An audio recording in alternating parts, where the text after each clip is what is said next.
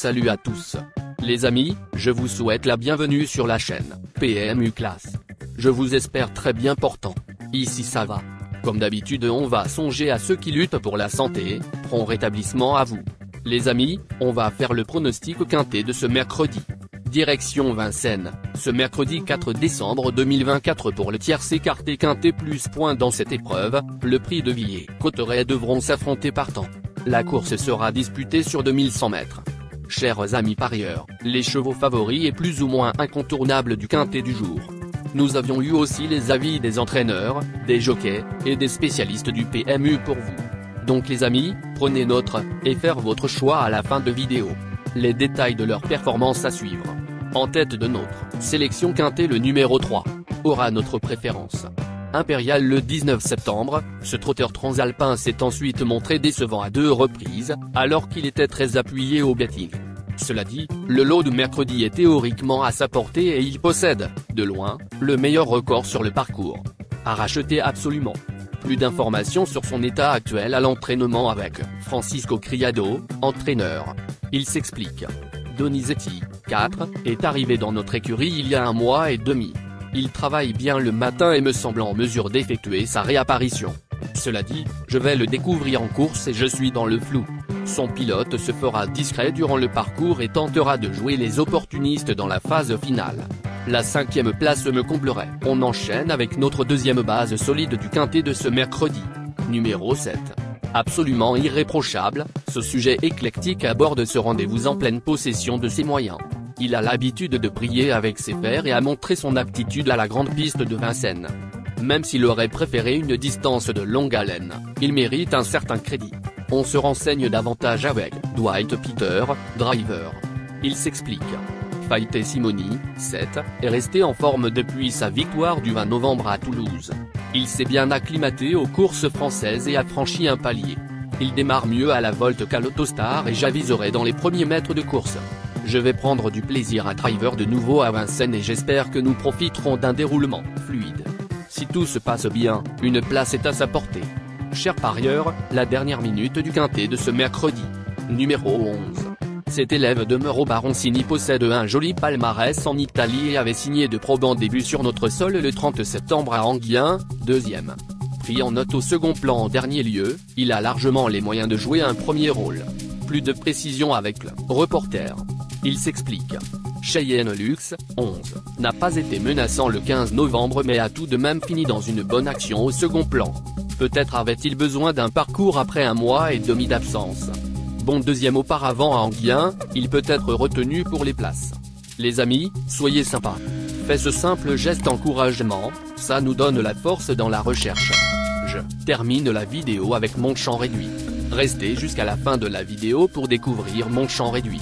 Les amis, suite de la sélection pour compléter notre ticket. On entame avec notre trouble fête incontournable du quintet de ce mercredi. Numéro 13. Invaincu au trot monté sur le sol français, ce sujet de classe se montre moins docile à l'attelé.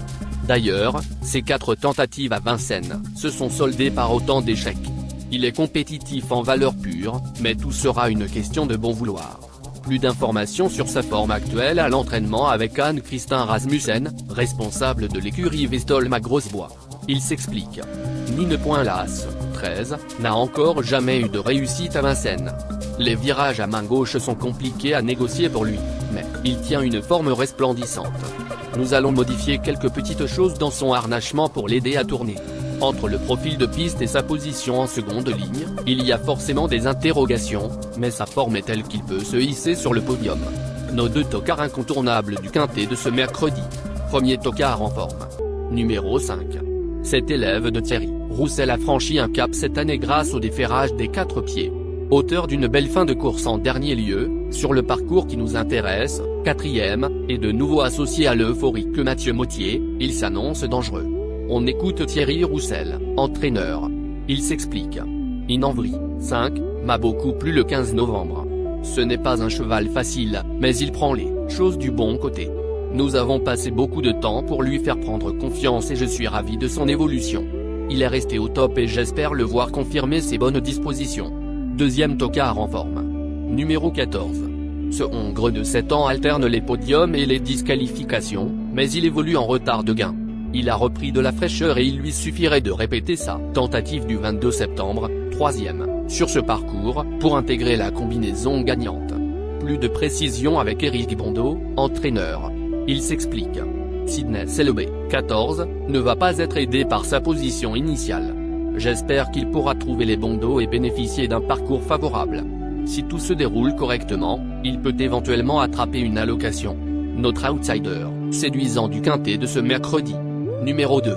Véritable spécialiste de l'hippodrome de Cagnes-sur-Mer, ce sujet véloce n'a pas démérité en dernier lieu, sur le parcours qui nous intéresse, dans le prix de Nancy, 7e. Il aura un bon programme prochainement sur la Côte d'Azur, mais il peut d'ores et déjà prendre une place. Plus de précision avec Michael Izzo, entraîneur. Il s'explique.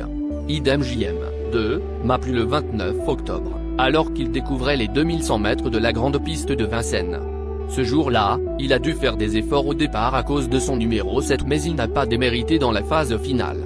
Il a bien travaillé depuis, même si j'aurais préféré le voir courir de façon plus rapprochée. Il a hérité d'un bon couloir de départ cette fois et je le juge compétitif pour les places. Notre surprise évidente du quintet de ce mercredi. Numéro 12. Pour ses débuts en France, le 18 octobre à Vincennes, ce compétiteur finlandais aurait probablement fini sur le podium s'il ne s'était pas perdu dans ses allures à mi-ligne droite. Même s'il restera ferré, il serait imprudent de l'écarter. On écoute Dominique Cloqueneux, entraîneur. Il s'explique. Le 18 octobre, pour ses débuts à Vincennes, Maskov, 12, a eu un bon comportement avant de perdre la cadence dans la ligne droite. Il était déféré et je vais donc le laisser chausser cette fois. Il a bien travaillé et j'espère le voir jouer.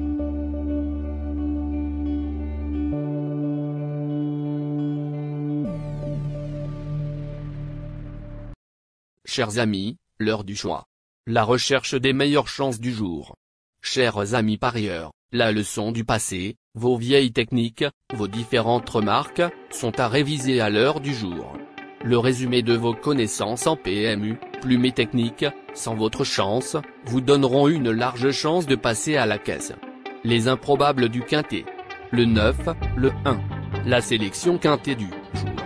Le 3, le 11, le 7, le 5, le 13, le 14, le 2, le 12.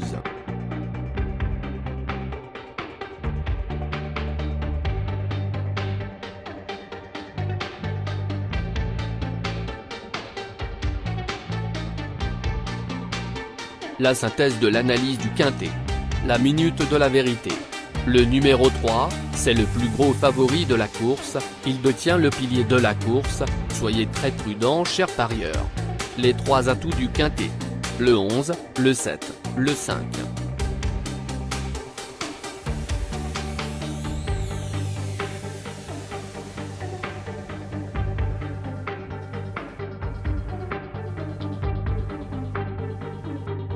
Nos propositions de tickets du jour, chers amis parieurs. Mon champ réduit à 50%. Ticket de base. 14, le 11, le 7, le 5, le 3. Ticket de folie. 3, le 9. Et le 3, le 1. Ticket de couverture. 3, le 7.